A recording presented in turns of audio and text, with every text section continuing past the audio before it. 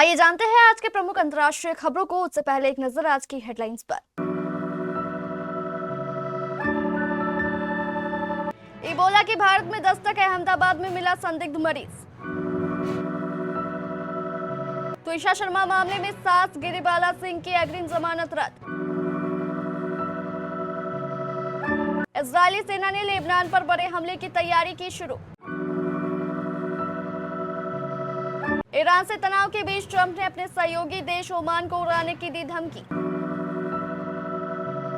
Nepal Gen Z protest कैसे भड़का, मानवाधिकार आयोग की रिपोर्ट में चौंकाने वाले खुलासे। क्या एलन मस्क पेंटागन के फंड को खत्म कर रहे हैं।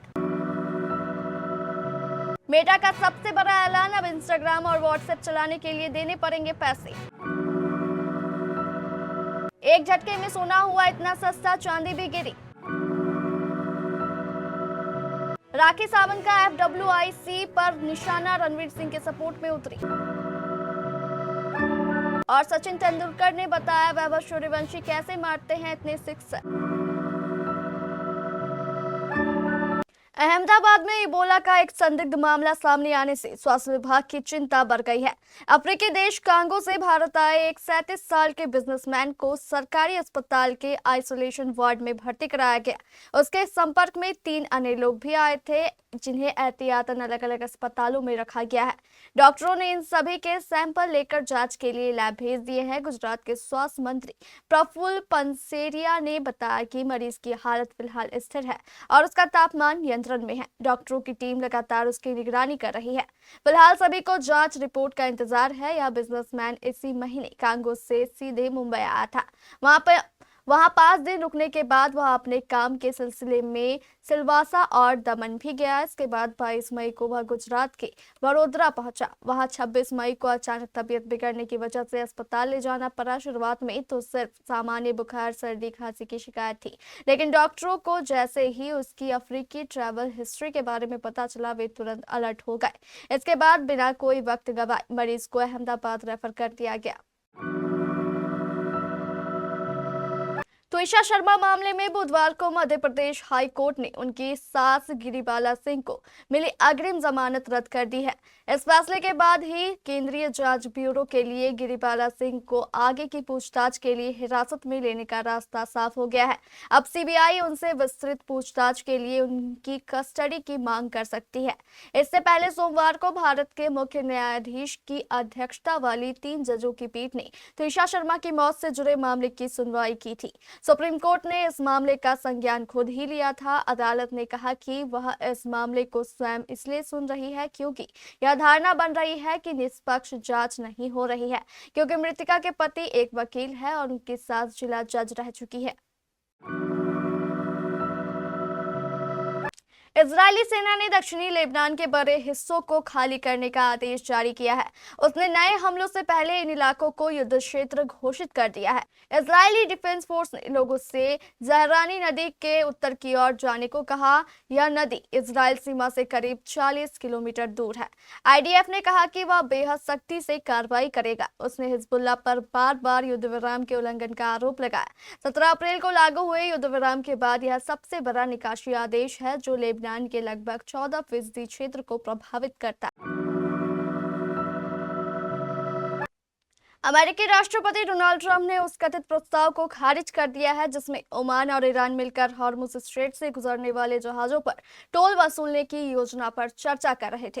व्हाइट हाउस में बुधवार को कैबिनेट बैठक के दौरान ट्रंप ने पत्रकारों से कहा, ओमान को बाकियों की तरह व्यवहार करना होगा, नहीं तो हमें उन्हें नष्ट कर देना पड़ेगा। वे ये समझते हैं कि सब ठीक रहेगा। दरअसल ब्लूमबर्ग ने सबसे पहले 21 मई को खबर दी थी कि ईरान हॉर्मुज स्ट्रेट से गुजरने वाले जहाजों पर टोल लगाने को लेकर ओमान के साथ बातचीत कर रहा है। बाद में न्यूयॉर्क टाइम्स ने वार्ता से परिचित 2 सूत्रों के हवाले से रिपोर्ट दी थी कि चर्चा हॉर्मुज से गुजरने पर सीधे टोल टैक्स लगाने की नहीं थी, बल्कि जहाजों से सेवाओं के बदले शुल्क लेने के प्रस्ताव पर थी।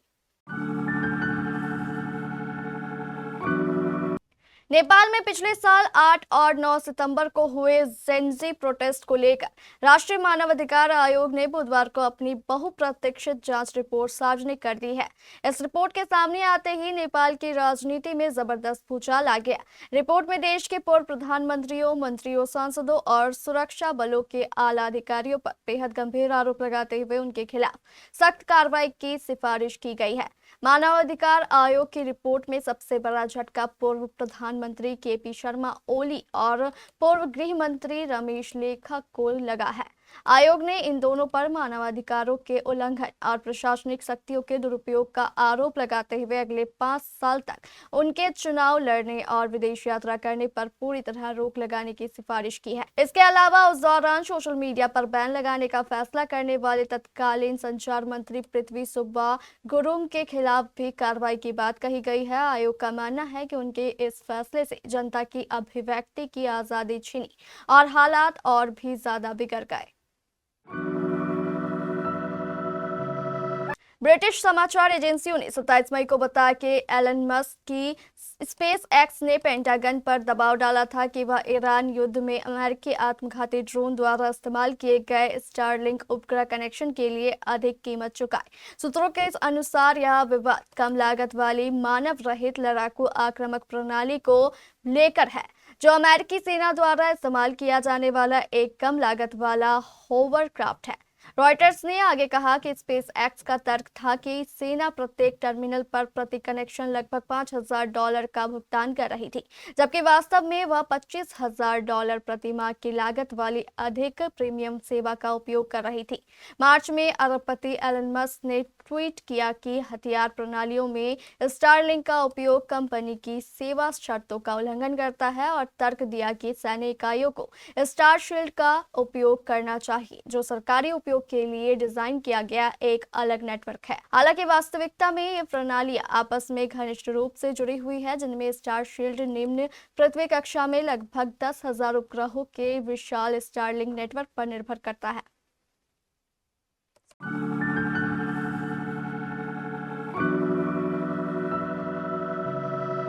मेटा ने एक बड़ा ऐलान किया है, जिसका सीधा असर सोशल मीडिया ऐप्स और मैसेजिंग ऐप्स का इस्तेमाल करने पर पड़ेगा। अब इंस्टाग्राम, फेसबुक, व्हाट्सएप के लिए नए पेड सब्सक्रिप्शन प्लान को पेश किया गया है।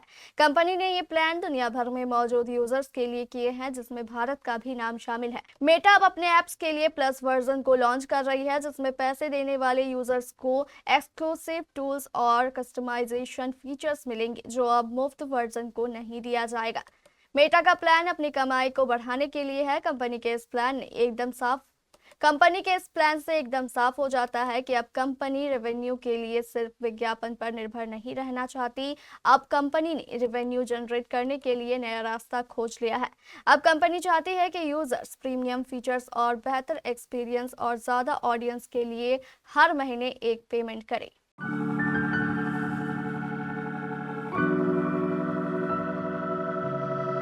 सोने चांदी के दाम में बुधवार को भी भारी गिरावट देखने को मिली। मल्टी कमोडिटी मार्केट पर सोने के भाव में 2300 रुपए तक की गिरावट आई, जबकि चांदी की कीमत 5400 रुपए सस्ती हो चुकी है। यह गिरावट ऐसे समय में आई है जब कच्चे तेल की कीमतें गिरी है। वहीं ईरान ने अमेरिका के सामने शांति प्रस्ताव रखा है, जिसमें हॉर्मुज से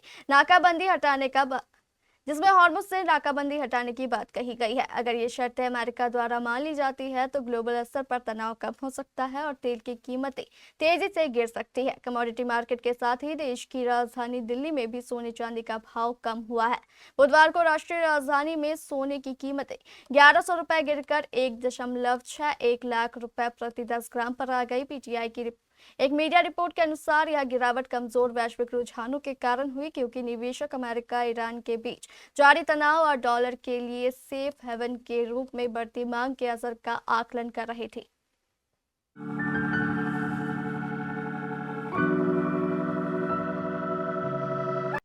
बॉलीवुड सुपरस्टार रणवीर सिंह का जॉन 3 से बाहर होना और उसके बाद फेडरेशन ऑफ वेस्टर्न इंडिया सीने एम्प्लॉयज द्वारा उनके खिलाफ नॉन कॉर्पोरेशन डायरेक्टिव जारी करना इस वक्त इंडस्ट्री का सबसे बड़ा विवाद बन चुका है। अब इस पूरे मामले में ड्रामा क्वीन और एक्ट्रेस राखी सावंत की एंट्री हो गई है। हमेशा की तरह अपने बेबाक और आक्रामक अंदाज में राखी ने रणवीर सिंह का खुलकर साथ दिया है और FWICE को आड़े हाथों लिया है। राखी ने दावा किया कि संस्था के लोग रणवीर की कामयाबी से सिर्फ जलते हैं। इतना ही नहीं, उन्होंने फिल्म के प्रोड्यूसर और डायरेक्टर फरहान अख्तर को भी नहीं बख्शा और उन पर रणवीर के नाम का इस्तेमाल करके पब्लिसिटी बटोरने का सीधा आरोप लगा दिया।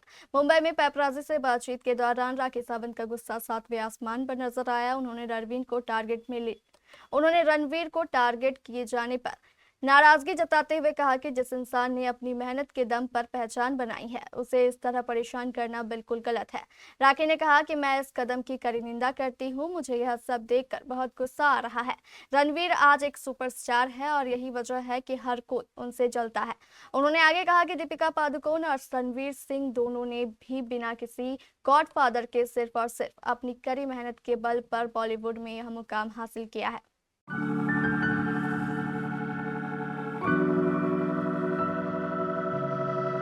मास्टर ब्लास्टर सचिन तेंदुलकर ने IPL 2026 के एलिमिनेटर मुकाबले में हैदराबाद के खिलाफ सिर्फ 29 गेंदों पर 97 रन बनाने वाले वैभव सूर्यवंशी की बल्लेबाजी की तारीफ की है। सचिन ने उनकी बल्लेबाजी की तारीफ करते हुए सोशल मीडिया प्लेटफॉर्म X पर लिखा, वैभव का बैट स्विंग यानी बल्ला घुमाने की तकनीक शानदार है। साथ ही वह पैरों की तरफ आने वाली गेंदों पर अपना अगला पैर अच्छी तरह हटा लेते हैं, जिससे उन्हें खुलकर शॉट खेलने और आसानी से छक्के लगाने की आज़ादी मिलती है। वैभव सूर्यवंशी मौजूदा IPL सीजन के अब तक 65 छक्के लगा चुके हैं। इसके साथ ही उन्होंने वेस्टइंडीज के बल्लेबाज क्रिस गेल का T20 टूर्नामेंट में सबसे ज्यादा छक्के लगाने का रिकॉर्ड भी पीछे छोड़ दिया है।